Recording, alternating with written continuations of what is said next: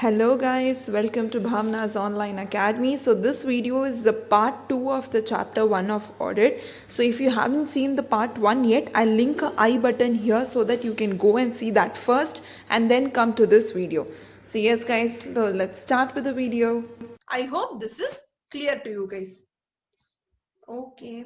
Next is change, acceptance of a change in engagement. That means here he did not accept at all. Here after accepting, AFTER,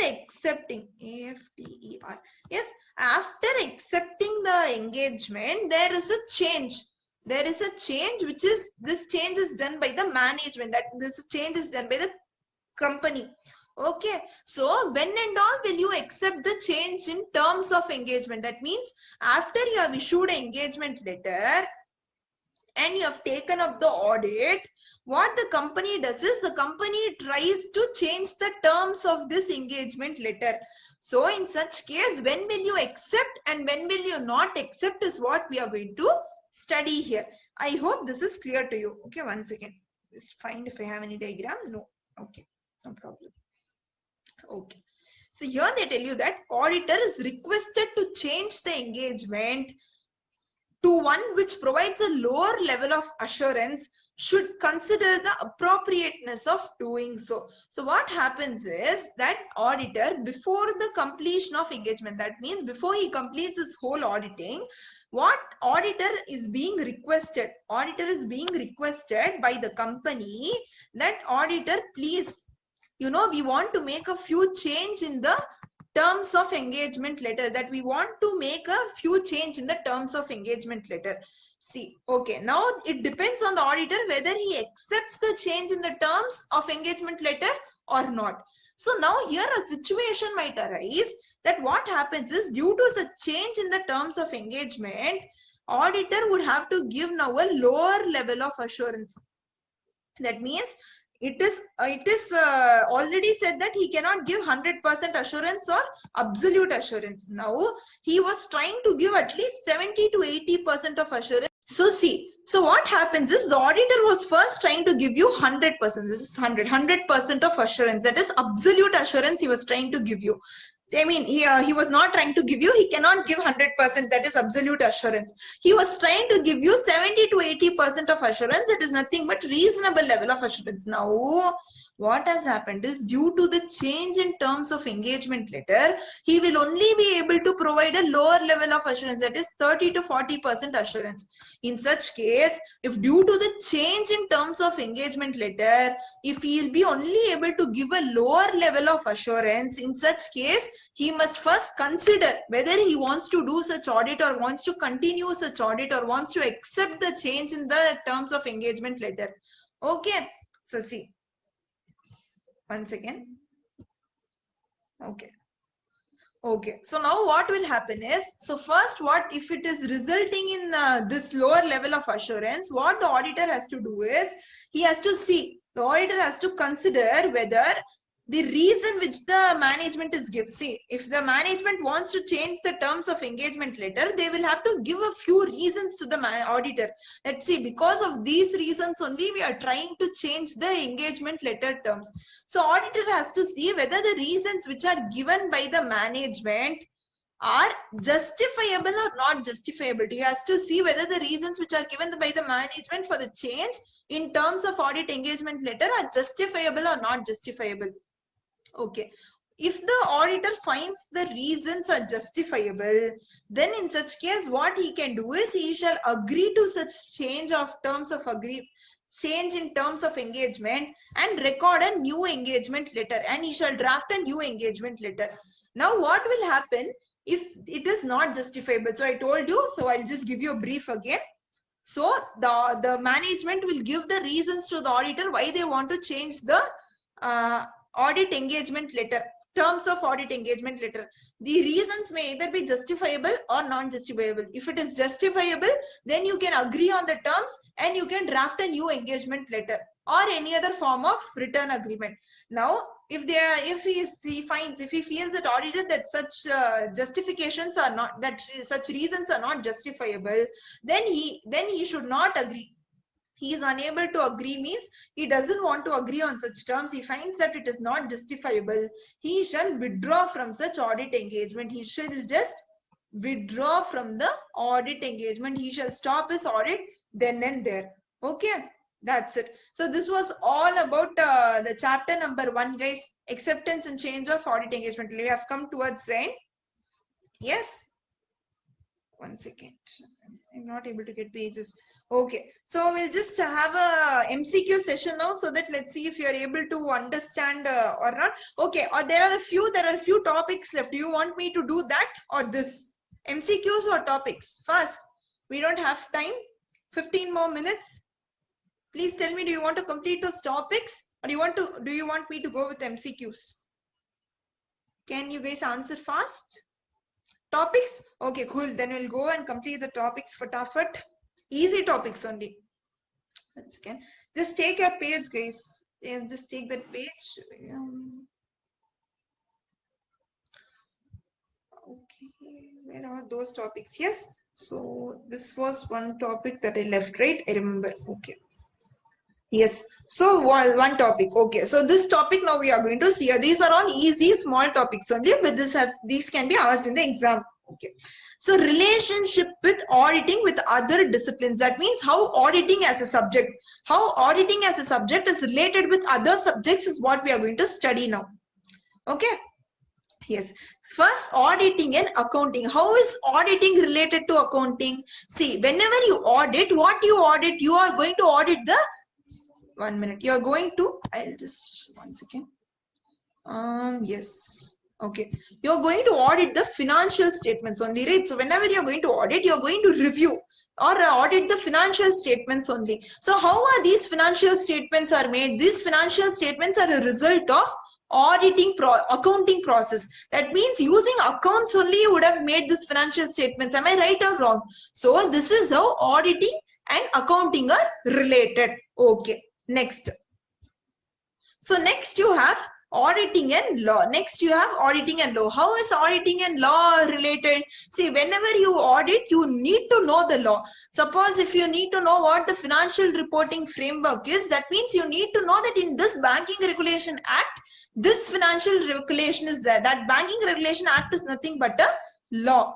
Okay. So auditing, whenever you go to audit, it is important that you have a good knowledge of the business laws. That means whatever related to whatever business you're going, if you're going to do a bank audit, that means related to banking, whatever regulations are there, you need to know the law. Okay, you have to check whether the entity is complying with such laws or not. So this is how auditing and law is related. Next, auditing and economics. How is auditing and economics is related is that, see, if I'm going to go and audit a bank, I have to be familiar with the auditing. I mean, familiar with the economic environment of the bank. Okay. See, because what happens is the economic environment is there, you know, this economic environment will affect the client's business. So I'll be able to see how the client's businesses have been. Okay. So if suppose what has happened is I have a clothing business. So what happened is in this coronavirus lockdown situation, clothing businesses or industries have taken a hit. Now what happens is that, but still I go and audit a clothing company known as Reliance Trends. So what happens is that, but this Trends has shown a lot of profit and a lot of sales. Okay. So what happens is that this is a question mark situation, because now only if I was able to be familiar with economic environment, I would have been able to understand that there is something wrong here. Because now in coronavirus situation, this wasn't possible for clothing industry to grow so much. So this is how auditing and economics is related to each other. Next, auditing with behavioral science. See, I told you, I gave you example when I was talking about professional skepticism, that, human, how will you find whether there is some kind of alertness, that if the human is sweating, if he is knuckling his hands too much, if his hands are trembling, then these are all nothing but his behavior, his human behavior, which is showing me that some kind of a fraud or some kind of a, Something is wrong there. Okay, so this is how auditing with behavioral side. If I don't know how humans behave at all, how will I be at the first place able to find a misstatement?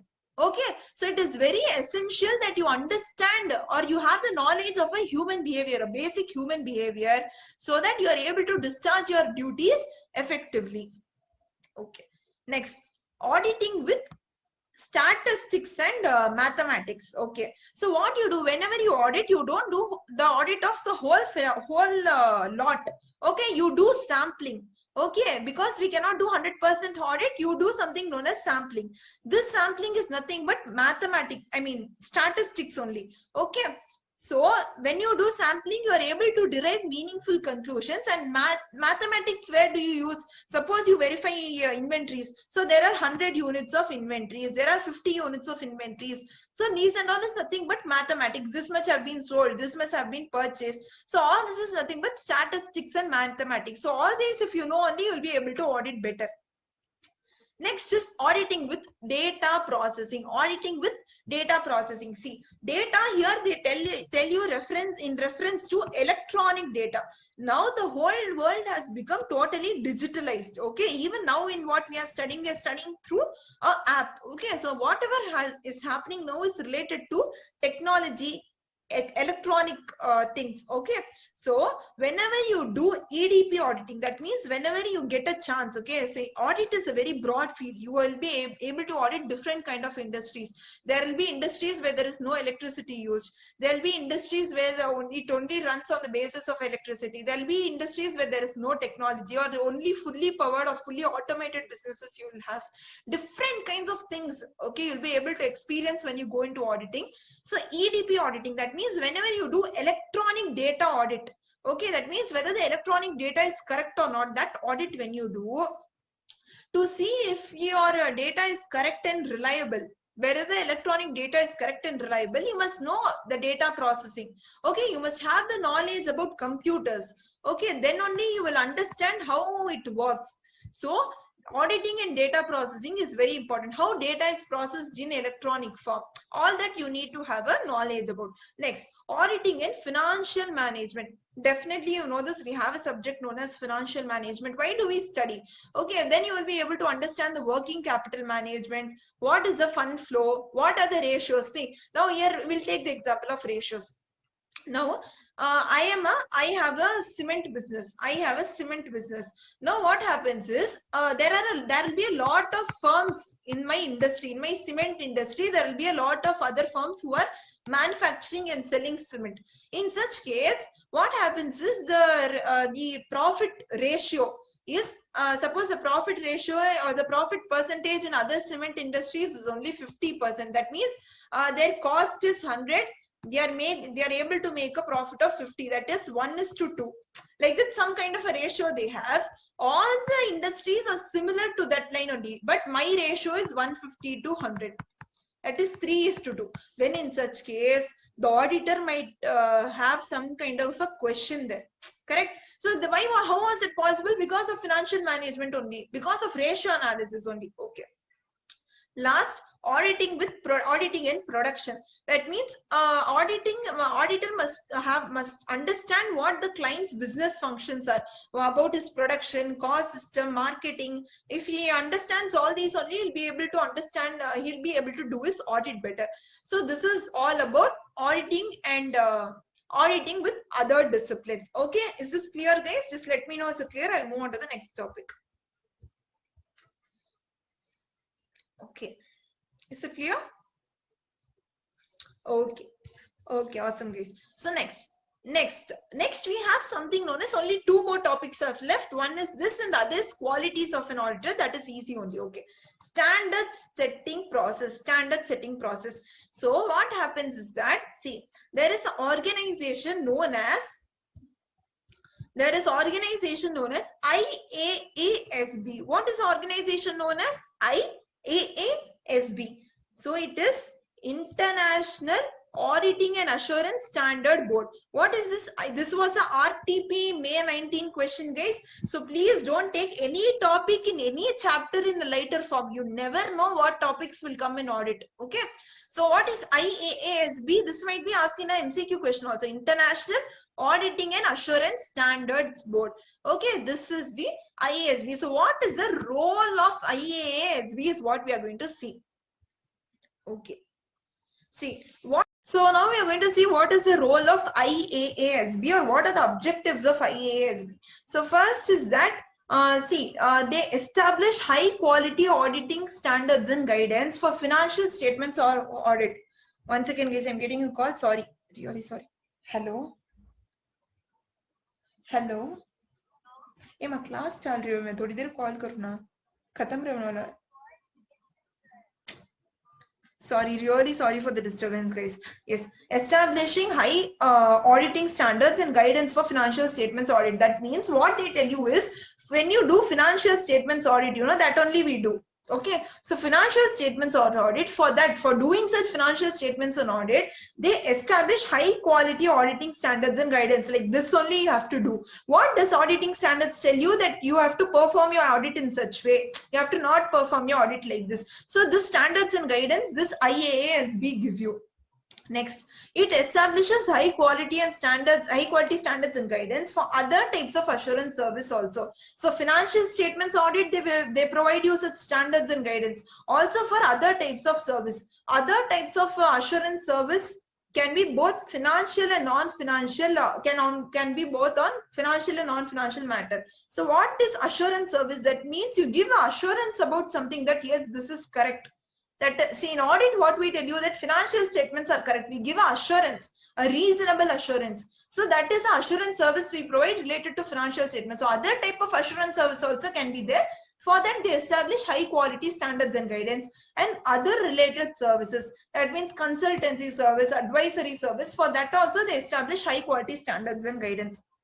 Next, related to quality control, we just studied, okay, what quality control is. Related to that also they provide you high quality standards and they also publish other pronouncements on auditing and assurance matters. So this is the objectives of IASB, or this is what they do. They give you high quality standards and guidance related to financial statements, assurance services, other related services, quality control and all of that. Okay, this was asked in RTP May 19. Okay. So that is all about them. Yeah, this and all is not much important. Final topic, guys. Yes, this was a RTP May 19 question. That question is qualities. One second. Yes, qualities of an auditor. Qualities of an auditor. So what are the auditor? How auditor should be? What is the qualities that an auditor should have? Is what we are going to study now. Okay. So the quality required are tact. You must be tact. You must have a caution whenever you whenever you do go for audit. That is nothing but professional skepticism. Firmness you must have. You must have a good temper. You must not get what do you say, angry very fast. All of that. Then such things will such thing will cause more problems only. You will not be able to do audit properly. You must have integrity. That means you must have honesty, discretion, industry, judgment, patience. You must have. You must be clear-headed, and you must also be someone who is reliable. Okay. Then the other qualities it is highest degree of integrity. That means highest degree. You must have very good amount of honesty in you, backed by adequate independence. You must also be independent. You must also be independent, and you must also have integrity. The same thing only. You must have integrity, objectivity, and independence. Where did we study all these words? Can someone tell me? Where did we study all these words? Integrity, objectivity, independence. Where did we study? Where did we study? Copy. Where did we study? Fast. Okay, so until you answer, I'll just complete this, okay? What just happened? Is my screen getting shared, guys? What just... Okay, ethical requirements, very good. What has happened? Just a second, give me a second, guys. One, okay. So next they tell you that you must need to have a knowledge of general principles of law. Then they tell you that intensive program of theoretical education in subjects must be given to you. Now what we are going through is theoretical education of subjects only. CA Inter and CA Final, CA Foundation is nothing but theoretical education only, right? Next, knowledge of the way in which business generally is conducted. So if you go to audit a business, you must not be zero. You must have some kind of knowledge how business works, right? So for that only strategic management is also there, fully related to how a business is working. Then you must know thoroughly all the accounting principles and techniques. So these are all the qualities that an auditor must have. Okay, so this was what given in RTP May 19. Okay guys, 8 p.m. and we have come towards the end.